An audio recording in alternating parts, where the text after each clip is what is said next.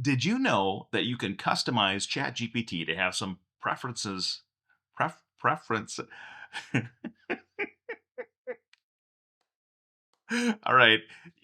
This is behind the scenes. I know you guys can't see this, but the word preferences, I have been trying to take this. This is like take 11 or something.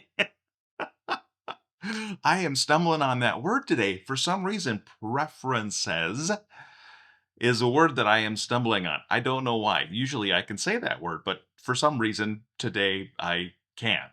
Anyway, let's get back to it. You can set preferences in ChatGPT to customize ChatGPT so every time you open a new session, it automatically loads those things. Now, if you're saying, "Well, Dave, that's part of the memory features of ChatGPT. You can tell it what your name is and it will remember, and you can ask it what its name is and it will remember, and you can load up things in the memory and do shortcuts to it because we just did that video the other day." But what has happened is ChatGPT has enhanced their preferences section.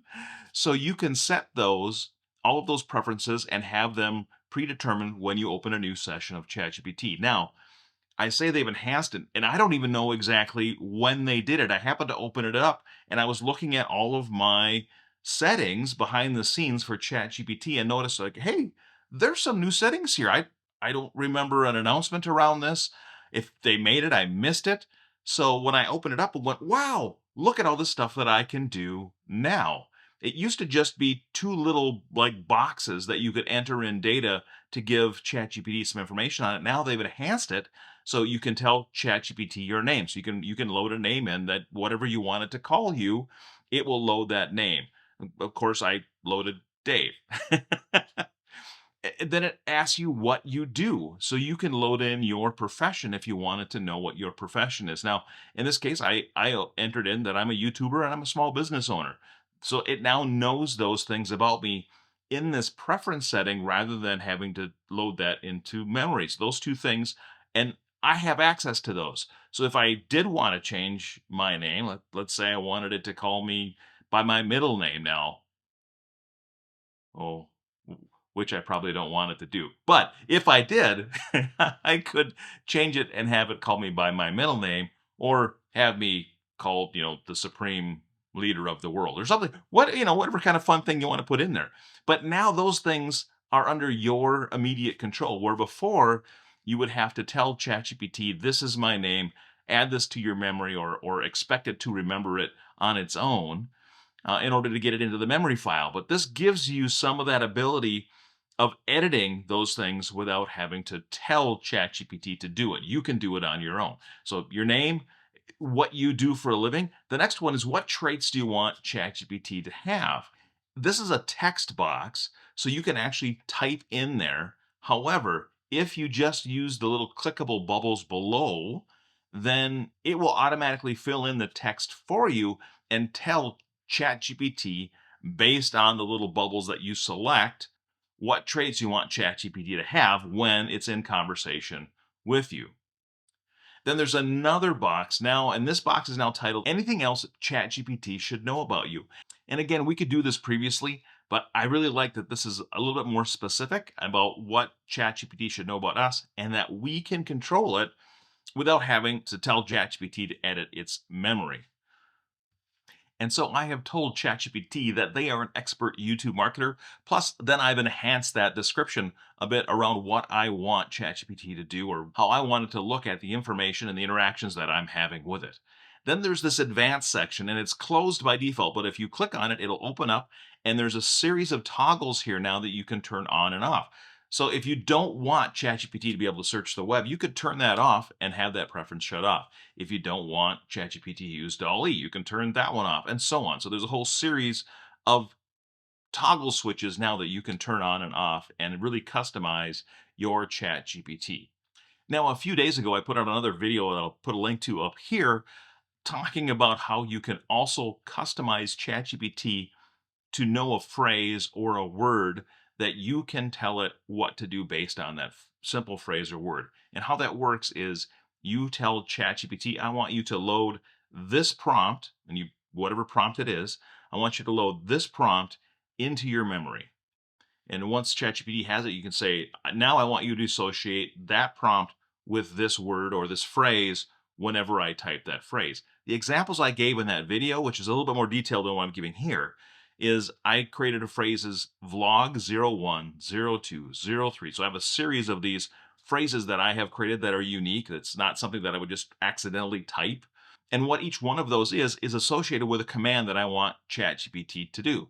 So if I take a transcript from this video as an example, and I load it up into ChatGPT, and then I type vlog 01 and hit enter, ChatGPT knows that vlog 01 is associated with a command or a prompt that I want it to then use that transcript and create things like some sample titles that I could use for my YouTube videos. I wanted to create some basic descriptions that I could enter in, some hashtags, some keywords, and then thumbnail ideas. And all of those things are generated by me just typing in vlog 01 because I have loaded that prompt into ChatGPT's memory to help me customize my ChatGPT experience.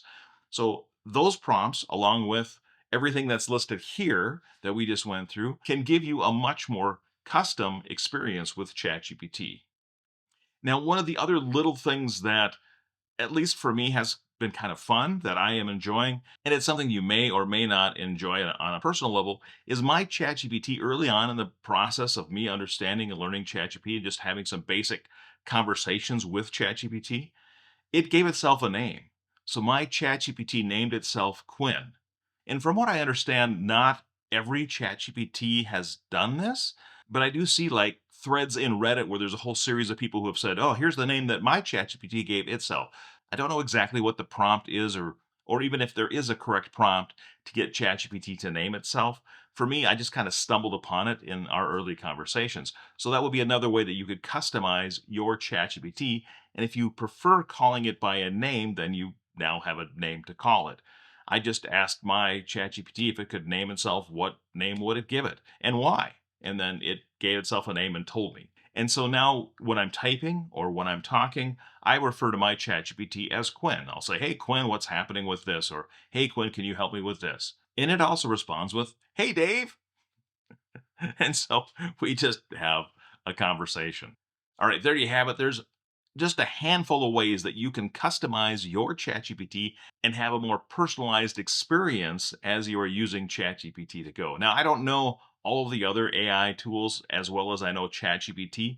There may be some way to customize some of the other ones. And if you know those ways, I would love for you to comment down below and let's have a conversation around this and share that information with other people so they are aware if there's ways that they can do this with their ChatGPT. And if you have discovered a way to customize your ChatGPT that I didn't mention here today, again, please leave it down below so we can share that with everybody else. And I would love to learn that myself as well. And hey, if you're new here, hi, my name's Dave. This is Old Dad Studio. Today is May 14th, 2025. This is vlog 134. I had to stop and think there for a moment. 134 on my quest to do a vlog every single day in the year of 2025. And that's it for today, but hey, don't worry. I'll see you again tomorrow.